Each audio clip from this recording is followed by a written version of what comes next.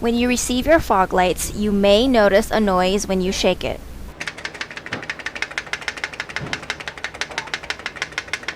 This is not an issue with the product. Rather, all of our fog lights come from the factory with a loose fog lamp beam leveler to allow you to adjust the leveling of your fog lights. Sometimes the reflector will detach from the hinge, which causes the noise you hear.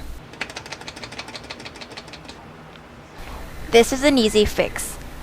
Simply remove the bulb, stick your finger in, and pull the reflector back to fix the positioning. You will hear a click to lock, and the noise is gone.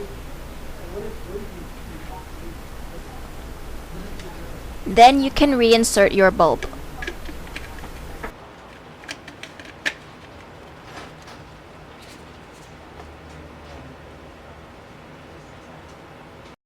Thanks for watching. If you liked our video, don't forget to subscribe to our channel. Please like us on Facebook for news and updates and visit us at iJDMTOY.com. Thank you.